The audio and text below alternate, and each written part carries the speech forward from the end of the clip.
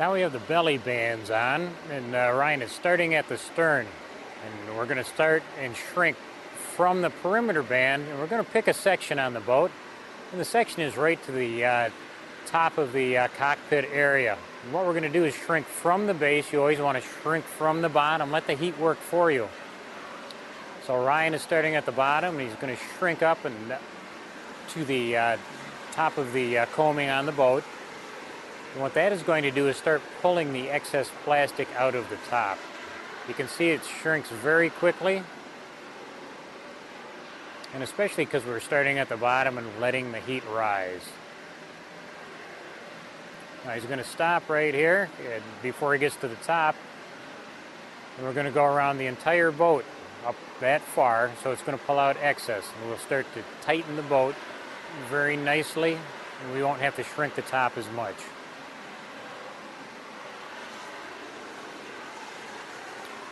And you want to always wear your glove again at this same time, because you'll be padding the seams and making sure that everything is holding together nicely as you go around the boat.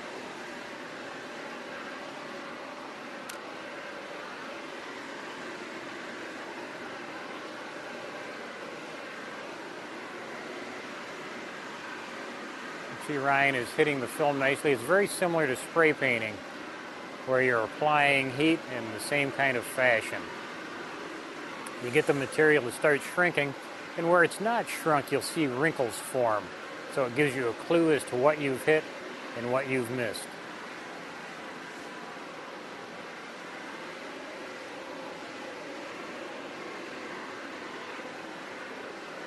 And same thing around the bow. Now we'll do this around the entire boat, and then come back and we'll put an extension on the heat tool and shrink the top. And we'll do that in sections, and the same principles on shrinking this boat will work on larger boats also.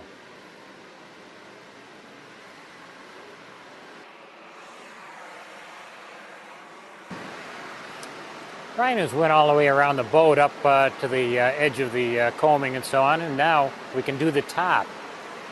And you can see the center support strap, and where we've also put in the wooden uprights. And you want to actually shrink it section by section if you have the opportunity. And that's what Ryan is doing right now. So the shrink wrap will actually stop shrinking at the strapping going down the center and across the unit. The cover is all shrunk. Ryan is going back right now to remove the tape over the fuel vent so it can breathe through the storage season.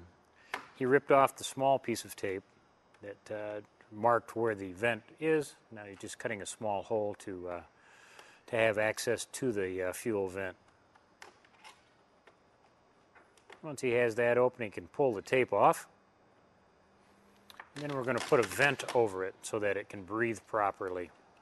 And we're going to use one of our DS683 self-adhesive vents. So Ryan's peeling the backing off of the vent so the adhesive is exposed, putting it over the hole, reaching inside to make sure that there's good adhesion between the shrink wrap and the adhesive on the vent. And it's simply a matter of putting the cap on, and now the vent can breathe during the storage season. One of the last steps after the cover is actually shrunk is to install the door. And doors are put on with tape around the perimeter. They should be put in on a surface that is not entirely flat. We want a little bit of slope so that they don't have a lot of weight resting on them. The door should look like a great big U as you're facing it, with the bottom of the U facing down towards the bottom of the boat where you're going to have access. Then simply tape around the perimeter of the unit, press the tape down completely to eliminate any air bubbles or loose edges, and then after it's taped, we can cut out the center of the door and have access.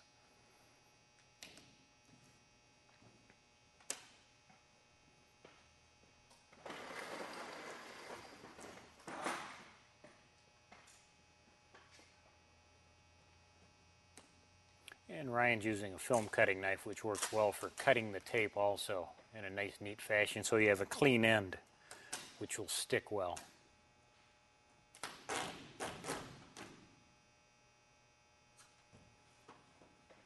Doors do not have to be heated in, and you should not put heat onto the doors because it can deform them where they will not open and close.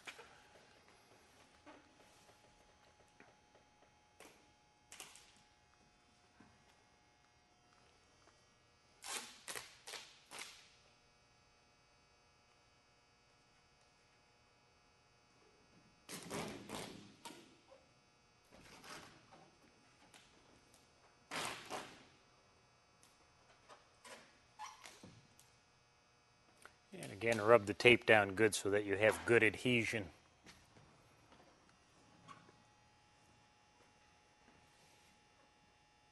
Now we can just unzip the door using the film knife, cut out the center, and you can have access.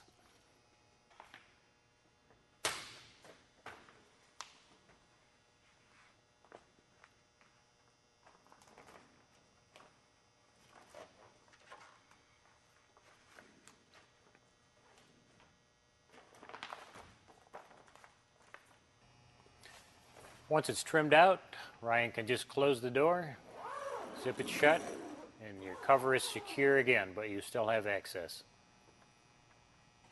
Ryan is also taping the seams and pleats just so that they don't come open. Occasionally, there's not enough heat put in to make a good heat weld, so they will come open after a few days of sitting, but a simple strip of tape will keep them closed for the entire storage season. And the last step is to ventilate the cover. And we're going to use more of the 683 vents. And we want enough vents in the cover to have cross-flow ventilation. So on a boat this size, this 19-foot boat, I would put in 4 vents. It never hurts to over-ventilate. You want to have as much airflow as possible to keep moisture down.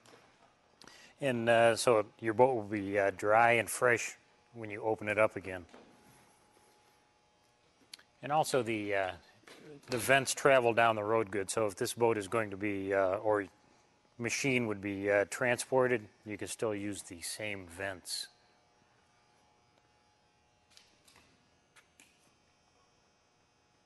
And we have a completed cover. Thanks for following along with us today while we install the professional and durable shrink wrap cover. As you can see, it's fully ventilated. We have a support structure so you'll have no problem with snow, ice, rain sitting on the cover during the storage or transportation season or while you're using it. And the final thing is, what do you do with the cover when you take it off? Well, we have a recycling program that works coast to coast in the United States, also in Canada. It's called the rebag system, where you actually just cut the cover off above the perimeter band, stuff it in a bag. UPS will pick it up at your location so it doesn't have to go into a landfill. This is a prime virgin resin, number 4 low density polyethylene. Thank you very much for, again, for following along, and think of the environment. Thank you.